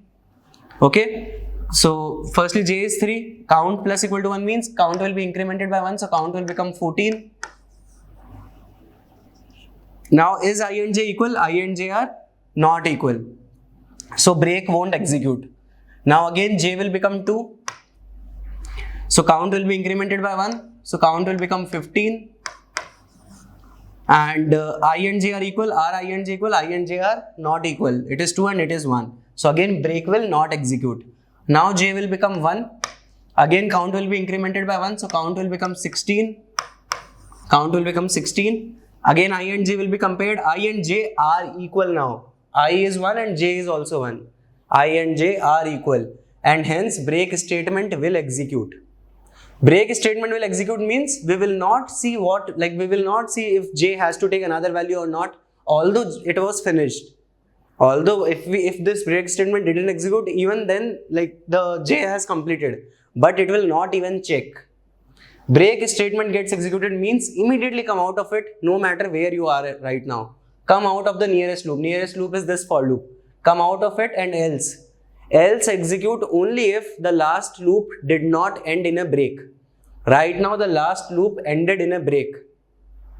Although the loop was finished, but the compiler doesn't know that. Since the last statement it ran was break, The else will think that the last loop did not run normally, it actually braked out. And we actually ran break, right? So we braked out and hence else will not run. This particular else will not run for I equal to 1. Else will not run. Again, this loop is done. So again we will go and I will take the next value, which is 2. Right? And observe the fact that this break did not come out of this for loop. Right? You might think that this break should come out of all the loop and immediately count should be printed. But no. Break only breaks out of the nearest loop. So this break will only break out of this for loop. This for loop is still going on. Right? So this break only break out of this for loop and we came here.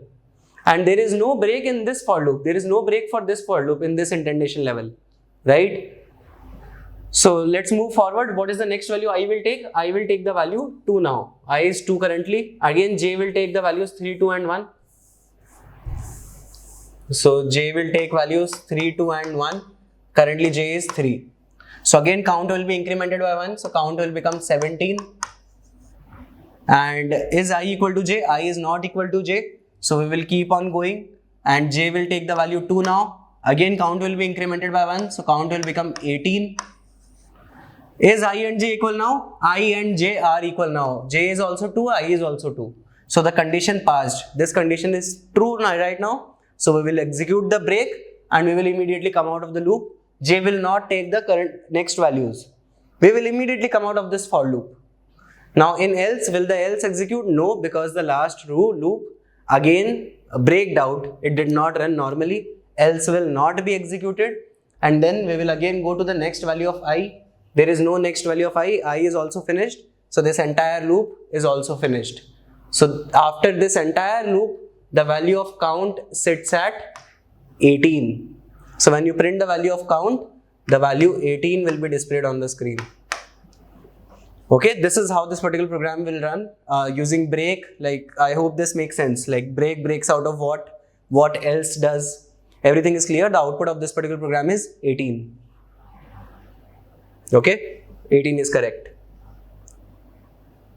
Now let's move to the next example. Here the value of n is 17, I is 2, and this is the piece of code. Okay, I will show this part again from here.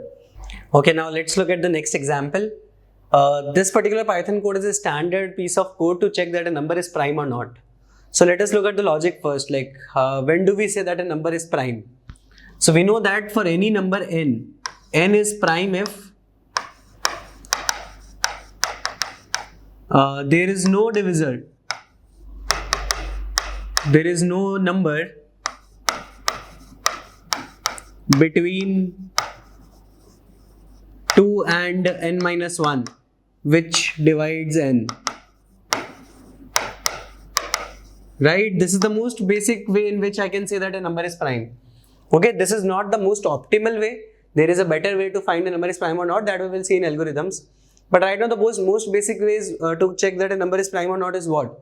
You can check that 2 divides it or not, 3 divides it or not, 4, 5, 6, 7, 8, 9 up till n minus 1.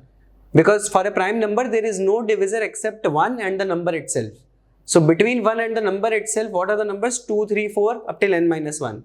So essentially there should be no divisor or no number between 2 and n minus 1 which divides n. And how do we say that a number I divides a number n? In programming language, how do I say that number I divides number n? For example, 3 divides 30 or 5 divides 25, but 5 does not divide 26. So how do I check this particular thing in programming language? I can just say that the remainder when n is divided by I is 0. Because if the remainder when a number is divided by I is 0, it means that I completely divides n. Right? So the remainder when 25 is divided by 5 will be 0. But the remainder when 26 is divided by 5 will not be 0, it will be 1. So if it is 0, the number I divides n. If the remainder is not 0, the number does not divide n.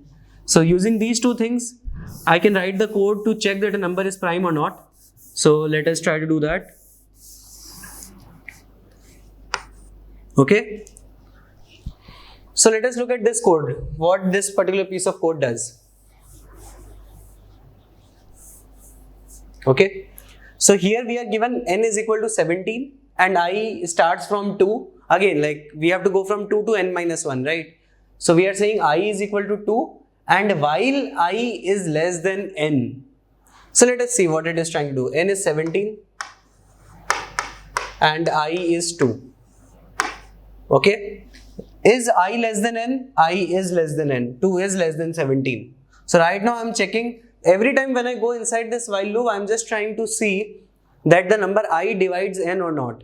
If I divides n, since I is between 2 and n minus 1, the loop will go from 2 to n minus 1, we will see that.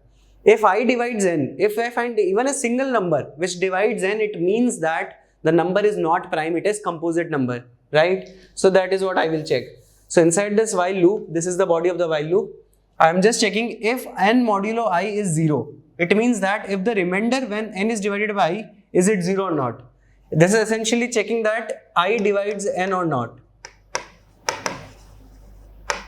Right? If I divides n, it means that if like 2 divides 17, it means that if 17 comes in the table of 2, it means that 2 will divide 17, it means that 17 is not prime. So firstly I will check 2. So is n modulo I 0? 17 modulo 2 is 1, which is not 0. So 2 does not divide I, n, which means 17. It means that I don't have to go inside this loop. I will only increment I by 1. So I will just increment I to 3. And then again I will check for 3. Does 3 divide 17? And also always check that I should be less than n. I don't have to go till n. Only up till n. So like I will only increment until it is less than n. So basically it will go till n minus 1. Okay. So next I will check that does 3 divide 17? So the remainder when 17 is divided by 3 is what? 2, right? Which is not 0. So 3 does not divide 17. So again I will not go inside this if. Again I will increase to 4. Again 4 will also like not have a remainder of 0. Actually no number, like I will keep on going 5, 6, 7, 8, 9, 10, 11, 12, 13, 14, 15, 16. I will actually exhaust all the values possible. I will actually keep on incrementing and none of the numbers we know that divide 17. 17 is a prime number, we know, right? So none of the numbers like 2, 3, 4, 5 up till 16, nothing will be able to divide 17. The remainder will never be 0. And hence I will keep on incrementing. At the end when I become 16, again 16 will not divide 17. So again I will increment to 17. And when I become 17, 17 is not less than 17. So we will come out of the while loop. So now observe that if a number is prime, we will never go inside the if condition and we will never hit break.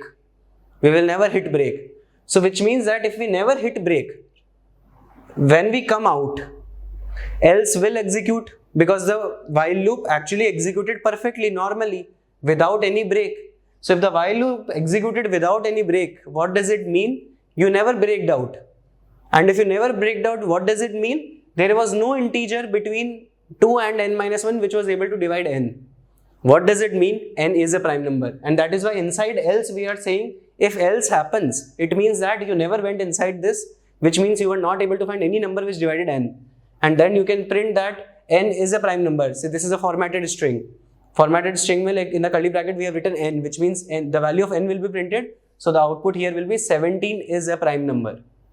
17 is a prime number. This will be the output. Now let us try to take a composite number and see what happens. So if we take a composite number, let's say we say n is equal to 9. If I take n equal to 9, what will happen? Again I will start from 2. So 2 will not be able to divide 9 because 9 modulo 2 will be 1. There will be remainder will be 1. And hence 2 does not divide 9. We will not go inside. I will become 3. Now 3 actually divides 9. So 9 modulo 3 will become 0. The condition will become true. We were able to find a number starting from 2. We were able to find a number which was able to divide n. It means that n is not prime. We can directly print here that n is not a prime number. We will print 9 is not a prime number. And then we will break because we don't need to check any other numbers. We just need to check n is prime or not. Even if we are able to find one factor, here 3 is a factor. So even if we are able to find one factor, n is not prime, we can just print n is not prime and we can break. Now the beautiful part is if we break, else will not execute. So either this will be printed or this will be printed. So if you are printing 9 is not a prime number and you are breaking out, If you're breaking out, else will not be executed. That is the beauty of writing else with for or while in Python language. Else will only execute if you do not break out. If you break out, else will not be executed, and hence this will not be printed, only this will be printed, that 9 is not a prime number. Essentially, the meaning of this code was else will only execute if you are never breaking out. And if you are never breaking out, it means that you are not able to find any factor of n other than 1 or n itself. It means that n is prime. So this is the code beautifully written in Python programming language just to check कि n is prime number or not, using while condition, while loop and else. Okay. So this is an example. Now the output will be 17 is a prime number for this particular piece of code. So here are a few exercises which you can try on your own. These are the exercises like for you to do, like you can try them on your own. We will see some of these in the demo, and some of them will be homework. We will discuss it in demo. Okay, so you can try all of them. They are all exercises which you have to solve in Python programming language, and they are using loops in Python, basically for or while, and they might use like conditional statements like if, elif, else as well. Okay, so let's look at the demo now. Okay, now let's see a demo on control flow loops. In the last lecture we saw conditional statements. Here we are seeing loops, which means we want to iterate. Okay, we want to write repetitive statements. So first and foremost, while loop, pretty simple. While loop runs until a condition is true. So if I write x equal to 1, and here the syntax is while x. So while, here I write the condition. So I'll firstly tell you the syntax, and here you write the block of code, right? So let's say condition is while x is less than 5, less than equal to 5, let's say. And the block of code, again, whenever you hit enter, automatically it intends. If it is not intending, you have to add the space manually. So let us print the value of x, and here we have written x plus equal to 1, which means we are incrementing x by 1. So firstly x will be 1, then x will be printed because 1 is less than equal to 5, then 1 will be printed, then x will be incremented to 2, and again 2 is less than equal to 5, again 2 will be printed, then again x will become 3, again 3 is less than equal to 5, 3 will be printed, then 4 is less than equal to 5, 4 will be printed, then x will become 5, 5 is also less than equal to 5, 5 will be printed, then x will be incremented by 1, x will become 6, 6 is not less than equal to 5, so will come out. So this particular loop will execute exactly 5 times, 1, 2, 3, 4 and 5, and it will print these values. And here we can see by default print will bring the cursor to the next line, and hence this is the output. Okay, now be aware, don't get into infinite loops. So in the same piece of code, let's say in the same piece of code, if I write if I forget this statement, if I don't increment x, x will remain 1, and 1 is always less than equal to 5, and the program does not stop automatically because the program doesn't know when to stop. It is simply rule based. It will just execute until this condition is true, and this condition is always true. So I have just commented this line, which means this line is not executing right now, only this line is executing. So 1, 1, 1 will keep on printing, it will never stop, and eventually will run out of memory or like something. So if I run this, see, it does not stop, it will just keep on printing once forever. Okay, and this is what an infinite loop is. So here I should write this is an infinite loop because we have removed the condition. See, it's still running. It is just printing once, that's all. I have to stop it from here. Even after 24 seconds, it was just printing once. Okay, so this is what infinite loop is. And in while loop this can happen. In for loop it doesn't happen because they run on iterators, and iterators generally end. And if you're changing iterator, then that might also run into infinite loops. But generally in while loop, be aware that whatever condition you are writing, that stops at certain point. Okay, so this is about an infinite loop. Let me clear the output so that it looks cleaner. Okay, cool. Now moving to the for loop. For loops work on iterators. What are iterators? Any sequence is an iterator, like a string, list, tuple, a dictionary, set. They are all iterators. And apart from that, range function is also an iterator. So let's start with a string. So if I write for a character in the string gate, if I just print the character, all these characters will be printed one by one. So it will take all the values one by one. Similarly, you can do the same thing for a list as well. for item in the list 1, 2, 3, 4. There is a list containing 4 values. If I print the item, 1, 2, 3, 4 will be printed. Okay, so and same thing you can do with tuple as well. For item in, let's say, a tuple you can create using round brackets. So let's say 5, 6, 7, like this, tuple containing 3 values. If I print item, 5, 6, 7 will be printed. And same can you do for a set? For item in set 8, 9, 10, if I print item, even for a set it will work. But in the set lecture, we will see that sets are unordered, and hence the order is not guaranteed. Like you might, like here we are getting them in the same order, but it is not guaranteed. They can come in any order. So in set lecture, we will see why we generally do not iterate over sets, but you can, they are iterables as well. And we have seen dictionaries as well. And if you want to iterate over a dictionary, you have to use key comma value pair. Okay, and how to iterate over dictionary? Dictionaries are slightly complicated. Okay, our dictionary lecture will be very long, and we will see it. Okay, so dictionaries are slightly complicated because they have key value pairs, and how to iterate over their keys, over their values, we will see that in dictionary lecture. But we have seen dot items function, right? So we can use that. So we can say for key comma value in any, so this is my dictionary, okay, key value pairs, dot items. If I write, I can iterate over both keys and value pairs. So I can write key comma value here, and we can print key and value both like this. Okay, so dot items function is the one that you can use with dictionaries, and you can actually iterate over keys separately and values separately as well, that we will see in dictionary lecture. So this is how for loops work over different iterators. Now range function is also an iterator. We have seen that range function has a specific syntax. We give start, stop, and step size, and stopping point is exclusive, it is not included. The starting point is inclusive, that is included. So if I write for I in range 5 print I, okay, so if start point is not given, by default it will be taken as 0. So it will start at 0 and it will stop at 4 because stopping point is not inclusive. So 0, 1, 2, 3, 4 will be printed.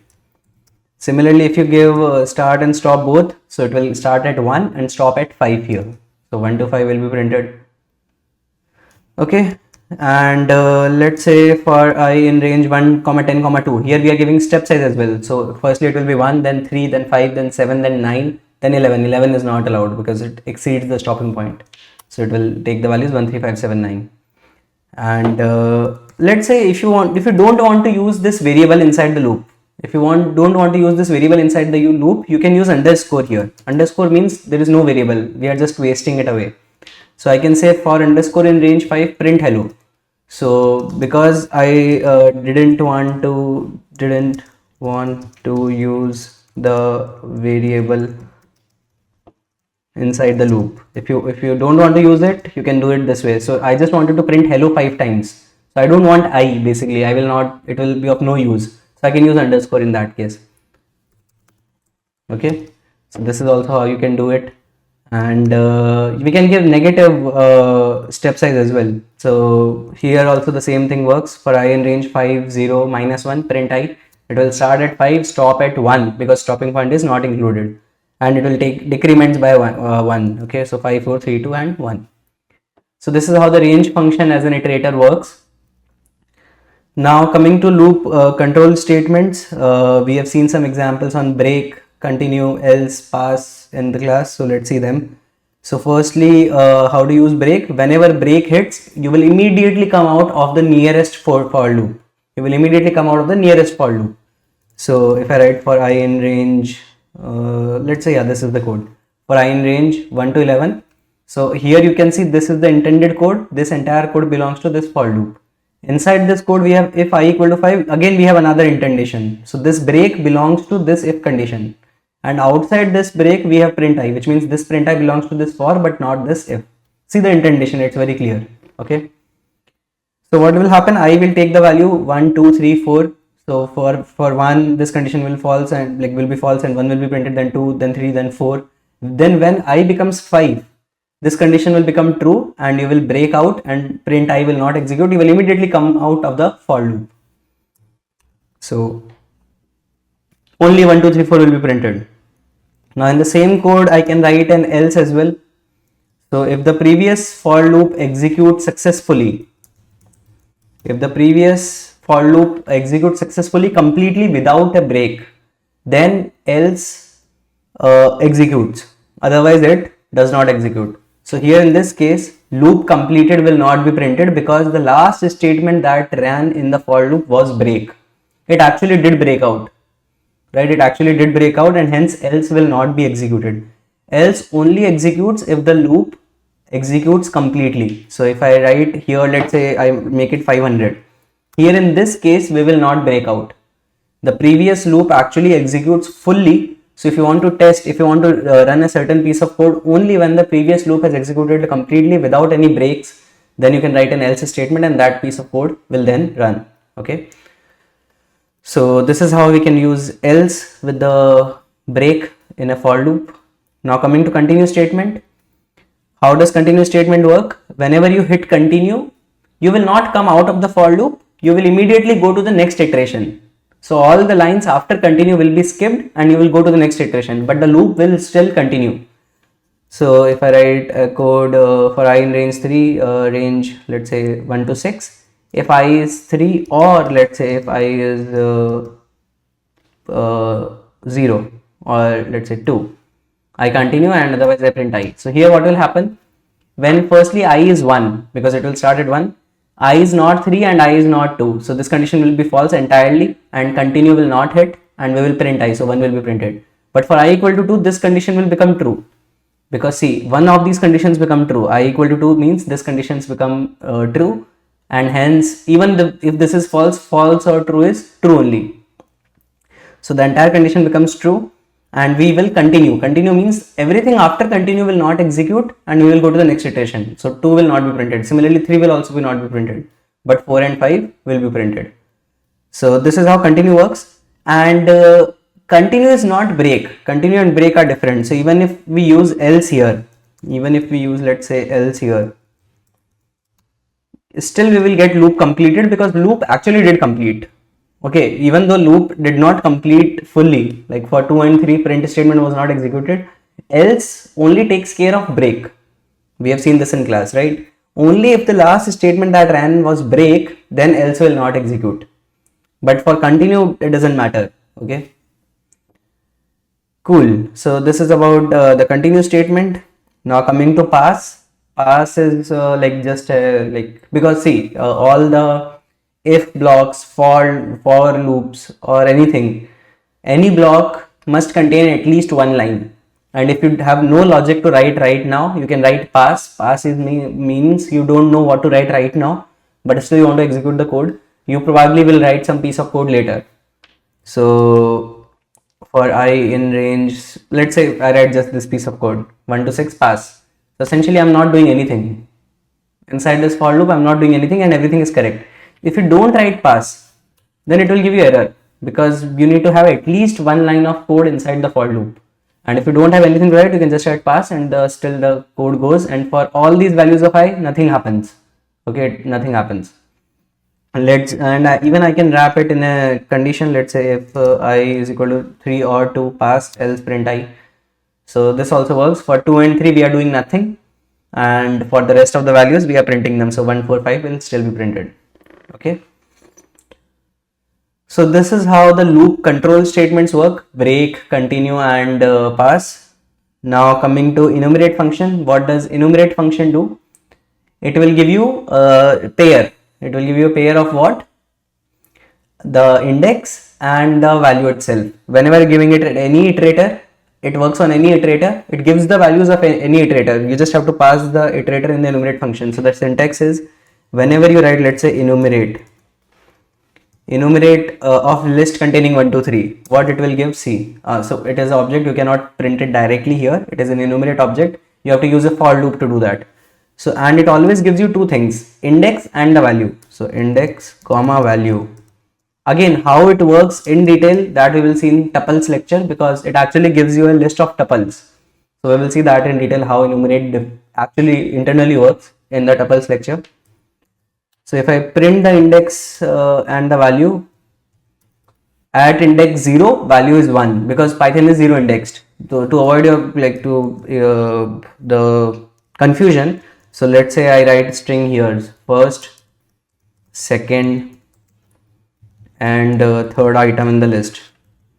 So the first item in the list has an index of 0, then the second item in the list has an index of 1, and the third item in the list has an index of 2, because the items were strings.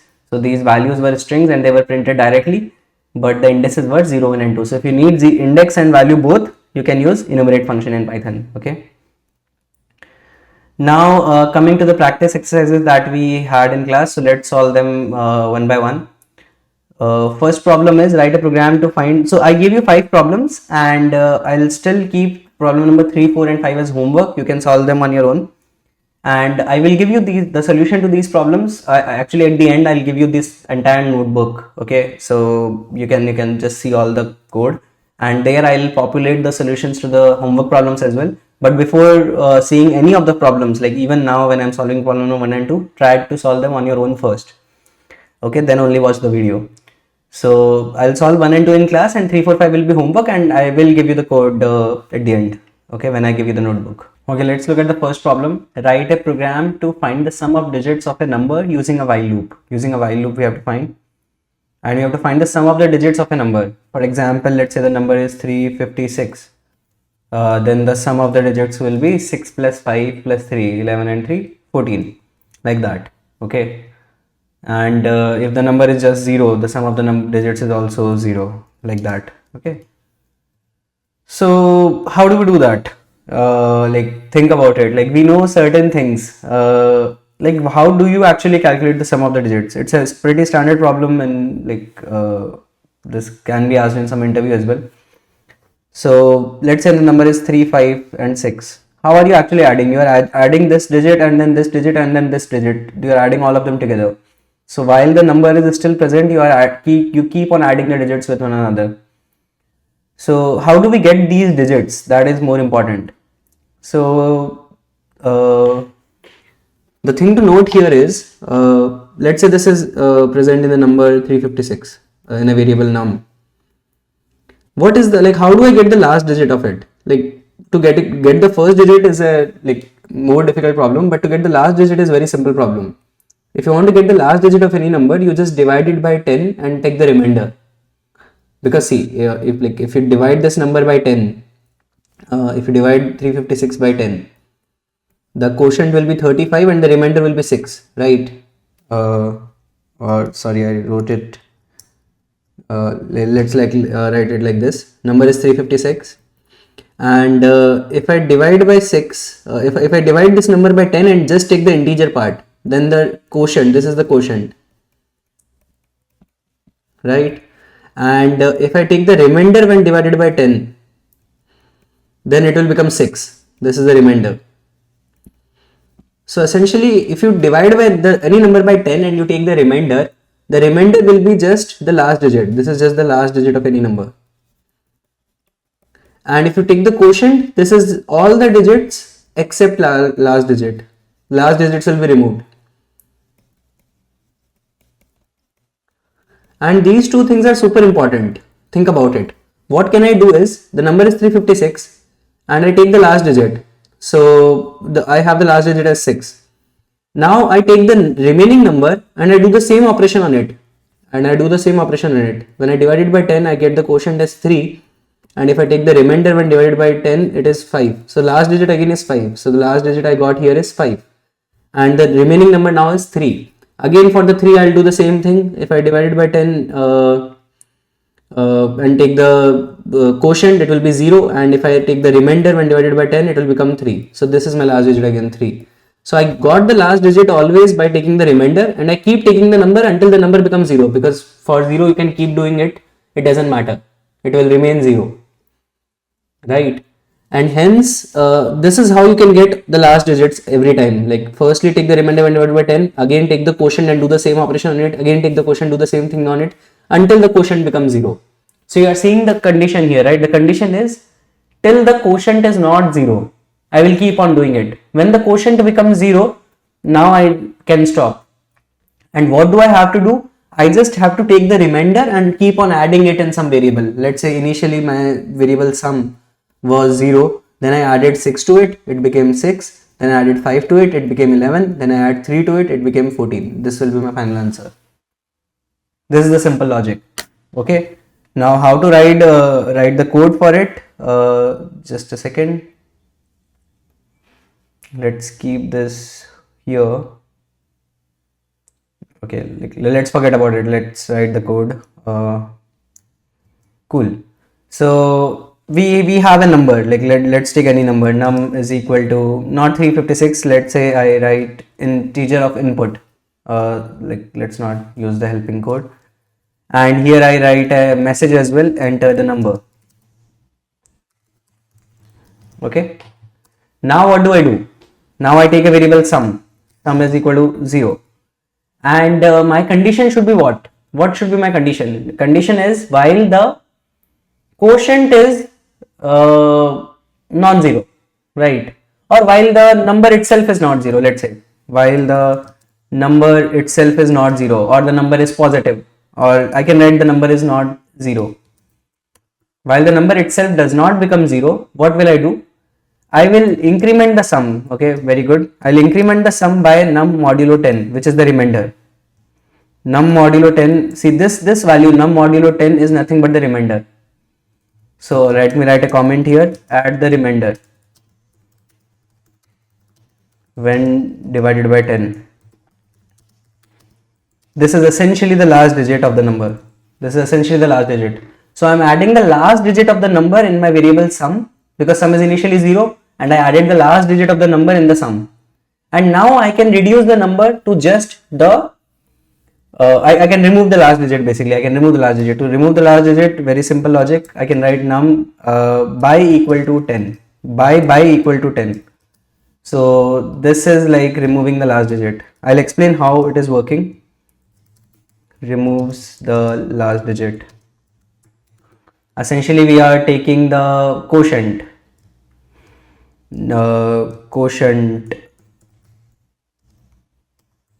when divided by 10. This essentially removes the last digit of the number. Okay, and the hypothesis is at certain point in time the quotient itself or the number itself will become 0. Here see, in this piece of code the number itself goes away. The number itself at the end will become 0 because we are making changes to the number itself. If you don't want to make changes to the number, you can take it some other variable. You can write it like this, like let's say some temporary variable. Temporary variable is a num, and you can make changes to temp as well. But let's say we don't want to do that. We just have written this piece of code, and at the end we can just print that the sum is, or let's say we write it in a f string, ki sum of digits is equal to, and here we have written the sum. Okay, so this is our code. If I run this, let's say I have given the number 356, the sum of digits will be 14. That is what was expected. And if I run it with number 0, and then the sum of digits will become 0. So this is how you can work out, right? And like essentially, let me explain how this code is working. What's happening here? When we entered num was we are doing a dry run. This is called dry run. Okay, we entered the number as, let's say, 356. This is just the taking the integer. We just took the input and we converted it into integer. So the number is 356. Now what we did, initially our sum is 0. Sum is a variable that contains the value 0, and we have written the condition while num is not equal to 0. So right now 356 is not equal to 0. So we will say sum plus equal to, which is essentially like writing sum is equal to sum plus num modulo 10. Num modulo 10 means the last digit of this number, right? The remainder when divided by 10. So it is 6. So sum will become sum plus 6. So sum will become 6 now. 0 plus 6 is 6. And the next line is num by equal to 10. Notice that I have written by here and not just a single by, because I only have to take the integer part. I don't have to take the entire division. So num by equal to 10 is nothing but num is equal to num by 10. So I am only taking the quotient part. So I will divide by 10 and only take the quotient. So 35 will remain. So now num will become 35. So this number now becomes 35. Okay. Now again I will check, is the num equal to 0? No, num is not equal to 0 is true. num is right now also num is not equal to 0. So I'll again go inside. Again I'll do sum is equal to sum plus num modulo 10. Num modulo 10 now is 5. So 5 will be added. So 6 plus 5 will become 11. Again num will become num by 10, which is 3. So 3, the quotient is 3. So num will become 3. Again 3 is not 0. So condition is true. We will go inside. And 3 modulo 10 is 3. So 3 will be added. Sum will become 14. And now num will become 3 by 10. 3 by 10 is 0. So now num will become 0. Now 0 is not equal to 0 is false. So the condition became false and we can come out. So while the number is not 0, we will go inside. Whenever the number becomes 0, we will come out because the condition will fail. And that is how we have used the while loop to calculate the sum of digits of a number. And at the end, we just printed the value of sum. Notice that at the end, our initial number num has gone away. It has become 0 here. Okay. Cool. So this is the code to find the sum of digits of a number. Now next is count the number of vowels in a string using a for loop. Using a for loop, we have to count the number of vowels in a string. What are vowels? A, E, I, O, U are vowels. Small a, E, I, O, U or capital A, E, I, O, U. So essentially, if I have to write all the vowels in a string or a list, let's say I write it in a string, the characters are A, E, I, O, U and capital A, E, I, O, U. These are all my vowels. So I just have to count how many times these particular characters are present in a string. Okay, so let's take a string from as an input. Let's take a string as an input. So input a string. Let's say the name is input string, and we have said in enter the string. Firstly we are taking the string as the input, and by default input always gives you the string only. Now we want the final answer to be calculated in a count. Let's say count is equal to 0. Now we will say, now what do we want? So let us say we have given, firstly give me some examples as well. So let's say the input string is Jai Bansal. Okay, this is my string. This is the input. So how many vowels are there here? This A is a vowel. This A is again a vowel.